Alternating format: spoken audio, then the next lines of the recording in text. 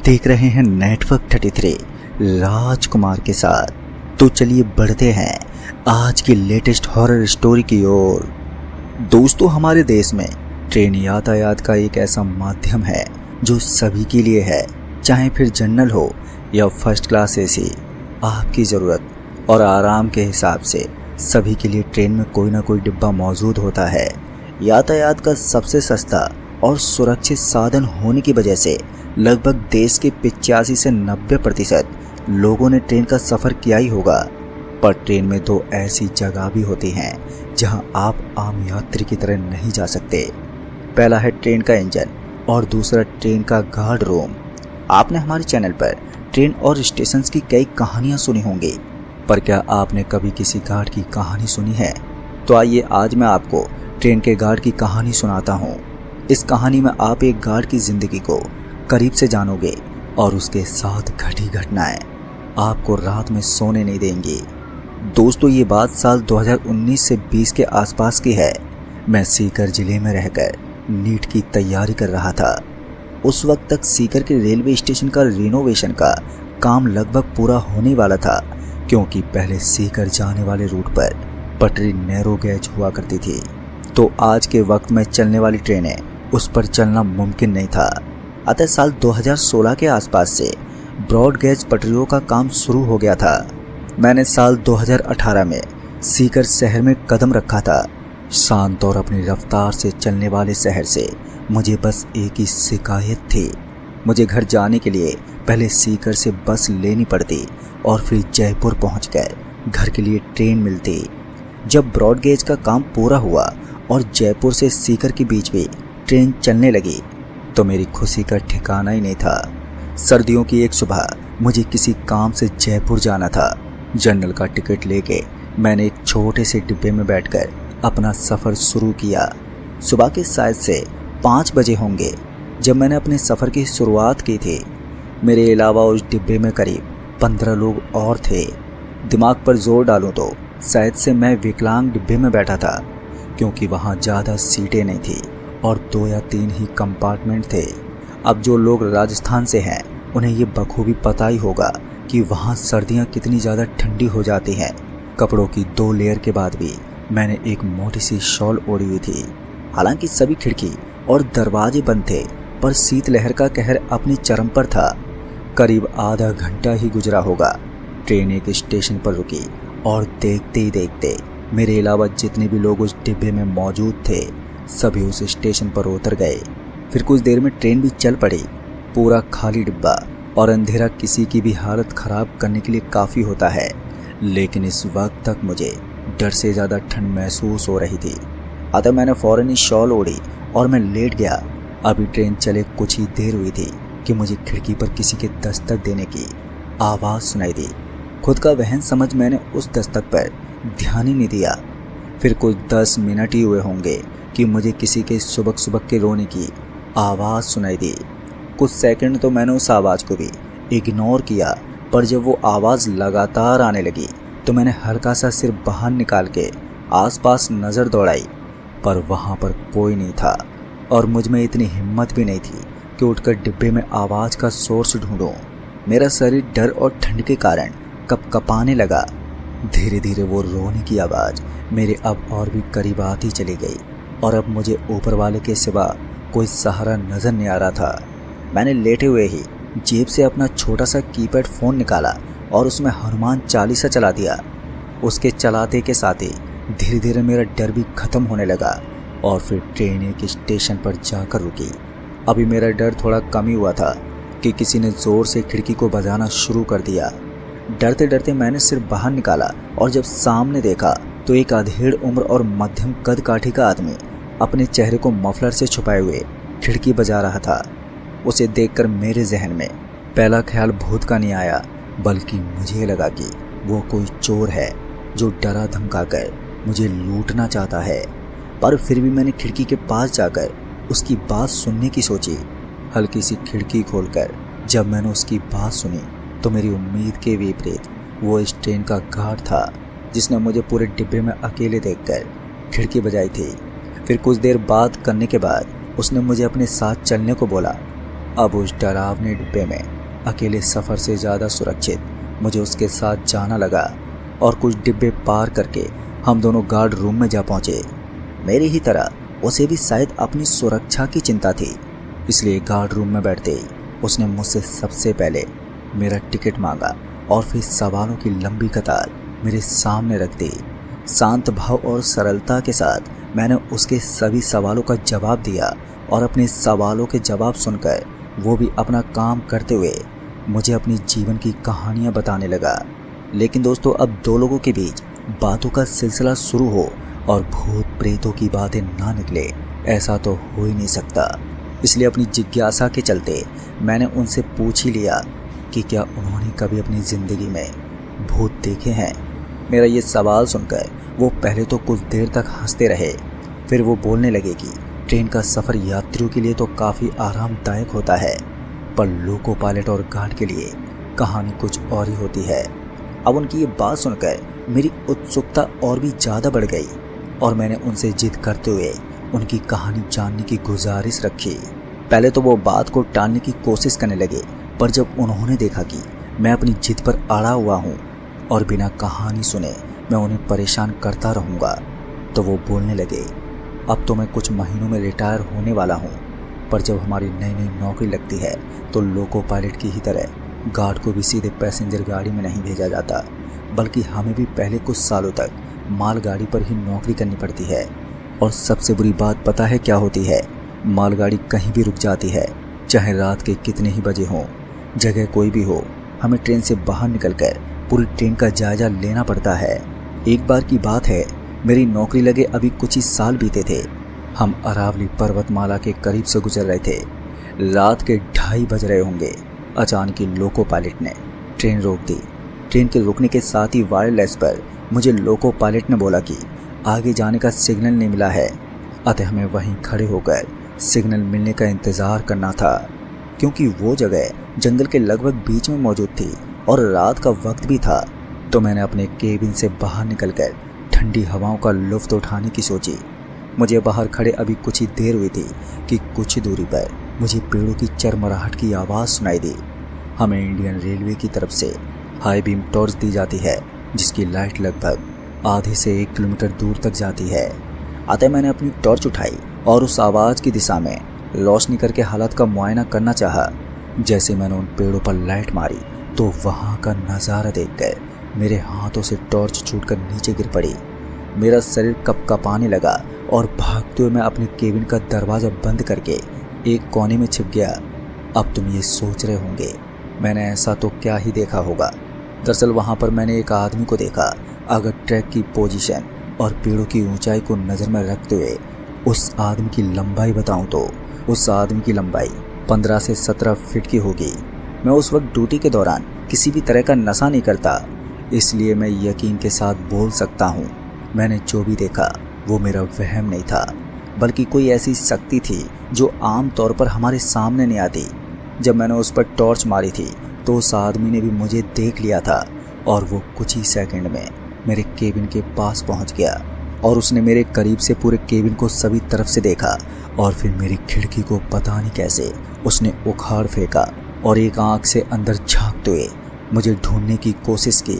पर मैंने केबिन की लाइट बंद की हुई थी और एक कोना पूरी तरह से अंधेरे में समाया हुआ था, जहां पर मैं छिपकर बैठा हुआ था। जब मैं उस अजीब आदमी को कहीं नजर नहीं आया तो उसने फुसफुसाते हुए मेरी खिड़की में बोला कि वो जानता है कि मैं वहीं पर मौजूद हूँ और वो मेरी धड़कन महसूस कर पा रहा है। अगर वो चाहे तो 1 सेकंड में मुझे ख़त्म कर सकता है, पर अगर मैं किसी को इस बारे में कुछ न बताने का वादा करूँ तो वो मुझे छोड़ देगा। पर अगर मैंने कभी भी इस बात का जिक्र किया तो उसे पता चल जाएगा और वो मुझसे बदला लेने ज़रूर आएगा। फिर वो इतना बोलकर चला गया और फिर कुछ देर के बाद ट्रेन को आगे बढ़ाने का सिग्नल मिला और हम वहाँ से निकल गए। ड्यूटी ख़त्म करके मैंने इंटरनेट पर भी इसके बारे में जानना चाहा, पर वहाँ भी मुझे कोई जानकारी नहीं मिली। फिर मैंने अपने एक दोस्त को इसके बारे में बताया तो उसने मुझसे कहा कि वो जिन्नात होगा जो उस जगह से गुजर रहा था। मेरी ड्यूटी के दौरान हुई ये सबसे कम डरावने वाली घटना थी। कई सालों तक मुझे कोई भी पैरानॉर्मल चीज़ देखने को नहीं मिली। अगर कभी कुछ नज़र भी आता तो वो सिर्फ जंगली जानवर हुआ करते थे। धीरे धीरे मेरे जहन से उस रात दिखे जिन्नात का खौफ भी अब खत्म होता चला गया और उससे किया हुआ वादा मैं भूल गया था। और एक रात दोस्तों की महफिल में बैठे मेरे मुंह से वो राज बाहर आ गया। मैं लगभग उस रात को किए गए वादे को तोड़े जाने के परिणाम को भूल ही चुका था, पर तकदीर को कुछ और ही मंजूर था। समय अपनी रफ्तार से गुजर रहा था और मैं कुछ ही दिनों में मालगाड़ी से पैसेंजर ट्रेन में शिफ्ट किया जाने वाला था। वो रात मालगाड़ी पर मेरी आखिरी ड्यूटी की थी। हमारी गाड़ी में हजारों टन कोयला था जिसे हमें एक बड़े पावर प्लांट में पहुंचाना था। ये काम मैं कई बार कर चुका था तो मुझे अब आदत सी पड़ चुकी थी। फिर 10 बजे हमें एक स्टेशन पर रुकने का आदेश मिला। हम सभी के मन में कई बार ये ख्याल आता है कि भारतीय रेलवे कितना कमाता है, पर जब आप मालगाड़ी पर नौकरी करते हो और किसी पिछड़े हुए स्टेशन पर आपको रुकने को कहा जाए तो आपको नजर आता है इतने पैसे कमाने के बाद भी छोटे स्टेशनों की हालत कितनी खस्ता होती है। जब मैं उस स्टेशन पर उतरा और प्लेटफार्म पर चलते हुए स्टेशन मास्टर के केबिन की तरफ जा रहा था तो मुझे उस स्टेशन पर बड़ी वक्त की मार साफ नजर आ रही थी। अगर उस स्टेशन के बारे में बताऊं तो पक्के पत्थर की उखड़ी फर्श के बीच से निकलती घास और टूटी बेंचें याद आती हैं। उस रात आसमान में बहुत बादल थे और रोशनी का एकमात्र स्रोत मेरी ही टॉर्च थी। हल्की ठंडी हवाएं आसपास की झाड़ियों से गुजरती तो पत्तियों की डरा देने वाली सरसराहट में बदल जाती। आसपास टॉर्च की रोशनी के सहारे मैं धीरे धीरे आगे बढ़ रहा था। प्लेटफार्म इतना पुराना और जर्जर हालत में था कि हर 4 कदम के बाद मेरा पैर किसी खड्डे में पड़ता या कभी किसी बिल पर। इतना ही नहीं, उस बिल्डिंग की हालत प्लेटफार्म से भी ज़्यादा खराब थी। दीवारों पर सालों पहले हुआ कलर अब पपड़ी बनकर दीवारों से झड़ रहा था। जगह जगह पड़ी दरारें चीख चीख कर वक्त की मार बयां कर रही थी। चलते हुए मुझे महसूस हुआ कोई मेरे ठीक पीछे से भागकर गुजरा है। हर तरफ लाइट मार कर देखा पर वहां पर कोई नहीं था। अब डर मुझ पर धीरे धीरे हावी होने लगा। भागते हुए मैं स्टेशन मास्टर के केबिन की ओर जा रहा था। तभी मेरा पैर उखड़े हुए फर्श से टकराया और मैं सीधा मुंह के बल गिर पड़ा। मेरे चेहरे और घुटनों में काफ़ी चोट आ गई और उनमें से खून भी निकलने लगा। अब मुझ में इतनी हिम्मत नहीं थी कि मैं खुद से उठकर जा सकूं। अतः मैंने वायरलेस पर अपने सहयोगी लोको पायलट से संपर्क कर उसे अपने पास बुलाया। उसे मेरे पास आने में करीब 10 मिनट लगे होंगे, पर उन 10 मिनटों में मेरे शरीर से बहते खून की खुशबू से कई अतृप्त आत्माएं मेरे आसपास घूमने लगी। मैं हमेशा से बहुत धार्मिक हुआ करता था और ऐसी सिचुएशन से खुद को बचाने के लिए मैं हमेशा अपने पास एक लोहे का छोटा चाकू रखता था, क्योंकि हमारे यहाँ कहा जाता है कि अपने पास लोहे का कुछ सामान रखने से आत्माएं हमें परेशान नहीं करती हैं। ज़मीन पर बैठे हुए मैंने अपने हाथों में वही छोटा चाकू पकड़ रखा था। मेरे आसपास घूमती आत्माएं जब भी मेरे करीब आने की कोशिश करती तो मैं अपने हाथों में पकड़े चाकू को एक खास मंत्र बोलते हुए हवा में घुमाता, जिससे एक अदृश्य शक्ति फैल जाती और वो आत्माएं मुझ पर हमला नहीं कर पाती। कुछ मिनट तो मैं इस तरीके से उन्हें दूर रखने में कामयाब रहा, पर जब बल से वो मुझे नहीं तोड़ पा रही थी तो उन्होंने छल का प्रयोग करना शुरू कर दिया। मेरे पीछे से मुझे अपने साथी लोको पायलट की आवाज़ सुनाई दी जो मुझे झाड़ियों में बुला रहा था। एक सेकंड के लिए तो मैं उस छल में फंसी जाता, पर अचानक ही मुझे ख्याल आया कि केबिन तो मेरे सामने की तरफ था और झाड़ियों की तरफ से मेरे साथी का बुलाया जाना कोई मतलब नहीं बन रहा था। फिर मन ही मन मंत्रों का जाप करते हुए मैं अपनी जगह पर शांत बैठा रहा और कुछ ही देर में मुझे दूर से अपनी तरफ आता लोको पायलट नजर आया। जैसे ही वो मेरे करीब पहुंचा तो झाड़ियों से आई आवाज़ ने मेरे कानों पर दस्तक दी और कहा कि इस बार मैं बच गया, पर अगली बार मुझे बचने का मौका नहीं मिलेगा। लोको पायलट भी मेरी हालत देखकर घबरा गया और उसने मुझे स्टेशन मास्टर के केबिन में ले जाकर मेरे जख्मों को साफ किया और फर्स्ट एड दिया। मेरे जख्मों की पट्टी होते ही स्टेशन मास्टर ने हमें यहाँ से तुरंत आगे जाने को बोला। उसके मुताबिक खून बहने की वजह से यहाँ की अतृप्त आत्माएं जाग चुकी थी और अब हमारा वहाँ पर रुकना किसी के लिए भी सुरक्षित नहीं था। स्टेशन मास्टर की बात खत्म होने के साथ ही हमें आगे बढ़ने का सिग्नल भी मिल गया और हम सीधे प्लांट पर पहुंचकर ही रुके। दोस्तों, गार्ड सर की कहानी मुझे दिलचस्प तो लग रही थी, पर उनमें मुझे वो मज़ा नहीं आ रहा था जो यूट्यूब पर सुनी कहानियों में आता है। अतः मैंने उनसे बोला कि सर आपके साथ इतना कुछ हो गया, पर आपने फिर भी नौकरी छोड़ने के बारे में क्यों नहीं सोची। अब मेरी ये बात सुनकर गार्ड सर फिर से बोलने लगे, तुम्हें शायद इन कहानियों को सुनकर डर नहीं लगा होगा, और ये जो 2 कहानियाँ तुमने सुनी हैं इनमें मुझे जान का खतरा महसूस नहीं हुआ। पर पिछले साल सर्दियों में जब मैं एक पैसेंजर ट्रेन में जैसलमेर जा रहा था तो वहाँ एक आत्मा ने लगभग मुझे मार ही दिया था। वो दिसंबर का महीना और राजस्थान की सर्दियाँ, इनसे तो तुम बखूबी वाकिफ हो। और ट्रेन के दूसरे डिब्बे के विपरीत हमें खिड़की पर शटर और कांच की लग्जरी नहीं मिलती। 15 घंटे का सफ़र कर हमारी ट्रेन एक आखिरी स्टेशन पर पहुंची। बाहर का टेम्परेचर अंदाजन -4 या 5 डिग्री रहा होगा। हर तरफ कोहरे की मोटी चादर थी। रात के करीब 3:30 बजे होंगे, क्योंकि वो आखिरी स्टेशन था तो ट्रेन में ना के बराबरी पैसेंजर थे, और वो भी धीरे धीरे ट्रेन से उतर के अपने अपने रास्ते निकल चुके थे। ट्रेन खाली होने के बाद मैंने एक एक डिब्बे के अंदर बाहर से जांच की। जब मैं स्लीपर कोच की तरफ पहुंचा तो मुझे कुछ ही दूरी पर दूसरे डिब्बे में एक छोटा सा बच्चा खेलता हुआ नजर आया। क्योंकि स्लीपर कोच इंटरकनेक्टेड होते हैं, मैं उस बच्चे को पकड़ने के लिए भागा, पर उसके पास पहुंचते ही मैंने जो देखा वो सुनकर किसी ने भी मेरा यकीन नहीं किया।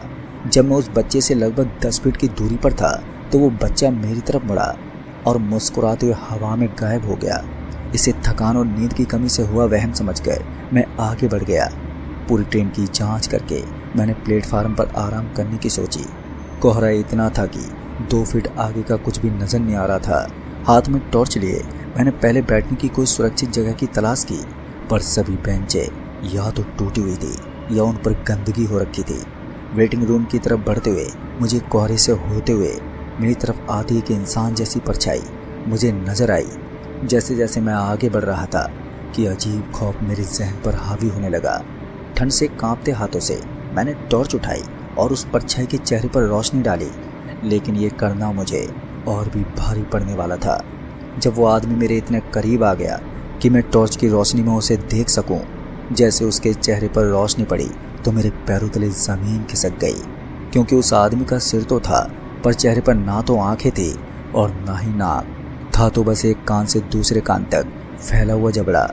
मेरे सामने के उस मंजर को देख 1 सेकंड में मेरे हाथों से मेरी टॉर्च नीचे गिर पड़ी और बिना सोचे मैं बस उससे दूर भागने लगा। काफ़ी देर भागने के बाद मेरे शरीर ने भी जवाब दे दिया। अतः मौका देखकर मैंने वापस ट्रेन में घुसकर एक बाथरूम में शरण ले ली। वो परछाइयाँ या वो जो कुछ भी था, मुझे उसके ज़ोर ज़ोर से हंसने की आवाज़ें सुनाई दे रही थी। धीरे धीरे वो आवाज़ मेरे करीब आती चली गई और फिर उसने बोलना शुरू किया कि कई सालों पहले किया वादा मैंने अपने दोस्तों के साथ बैठकर बातों की महफिल में तोड़ दिया, और उस बात का कभी पछतावा भी नहीं किया, जिस वजह से उस जिन्नात को अपने कबीले से बाहर निकाल दिया गया। अब वो मुझसे बदला लेने आया है, और अभी जो मैंने देखा है वो उसकी असल सूरत का सिर्फ नाखून बराबर है। वो यहाँ अपने अपमान का बदला लेने आया है और मेरा जीवन अब उसके हाथ में है। अब इतना सुनकर मेरे रुएं खड़े हो गए और मुझे सभी चीज़ें याद आ गईं, पर मेरे हाथ में अब कुछ नहीं था। हम इंसानों के लिए वादे की अहमियत बस अपने काम निकालने तक ही रहती है, पर भूत प्रेत और जिन्नातों के लिए वादा एक बहुत अहम चीज़ होती है, जिस बात का मुझे रत्ती भर भी अंदाज़ा नहीं था। मैं बस चुपचाप बाथरूम के एक कोने में बिना आवाज़ किए बैठा रहा, यहाँ तक कि मैंने अपने वायरलेस को भी बंद कर दिया।